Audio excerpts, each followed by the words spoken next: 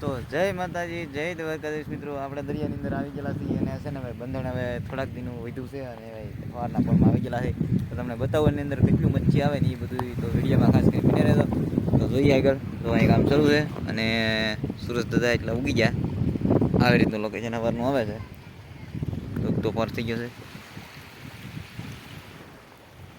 તો અહીંયા છે ને ભાઈ થોડુંક આગળ શાક પકડવાનું શરૂ છે એટલે કાંઠે આવે તમને બતાવી દઉં. તો અહીંયા છે ને ભાઈ માછલી આટા મારે તો આવો કાંઈક બોયો આવેલો છે ભાઈ. અને આગળ તો હજી હશે ખબર નથી પણ ટૂંકમાં એટલું શાક હશે. આમાં છે ને પાણી છે થોડું થોડું, ઝાઝું નહીં પણ થોડું થોડું. આગળ ખાલી થઈ જવાનું છે. અહીંયા આવે આગળ દેખાશે બસ આટા મારે બે માછલી છે ભાઈ ઓલરેડી. આવા કાંઈક બોયા આવેલા છે ઝાડની અંદર. તો ઝાડની અંદર ફેમિલી છે ને આજ માછલીઓ આવવાની એવું લાગે છે કે જો આવી રીતનું કંઈક ઓલું થાય છે. તો આપણે ડોલ લઈ લીધી ભાઈ છે ને નાખવાનું અંદર છે, કેમ કે નોખું પાડીશું ને તો વાર લાગી જાય એટલે છે ને ભાઈ ડોલમાં ઠલવાઈ નાખવાનું છે શાક બધું. એવું કંઈક કરવું જોઈએ. તો છે ને ભાઈ જો આ રીતનું કંઈક શાક છે ઠલવશે. તો આમાં છે ને ભાઈ નોખું પાડીશું ને પછી બધું ખાસ તો થવાનું છે. આની અંદર છે ને કચરો વધારે છે.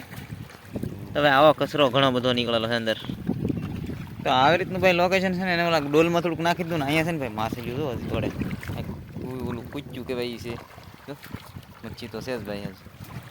તો આજની તારીખમાં ભાઈ શાક આવવાનું છે ને એ કરતાં છે ને ભાઈ કચરો વધારે આવવાનો છે શાક કરતાં. આવો કંઈક કચરો છે.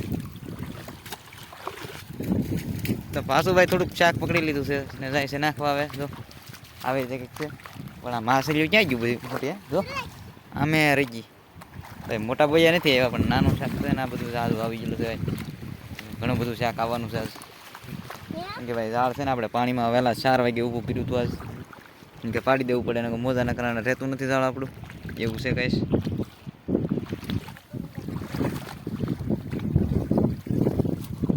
અહીંયા છે ને અહીંયા લીધું આવું લીધું તો ભાઈ આવા હોંડિયા છે.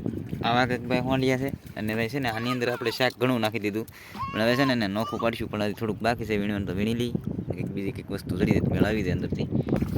પાછો ભાઈ ઠલવી નાખ્યું 2-3 ખીલી. આવું કંઈક શાક આવી ઘણું બધું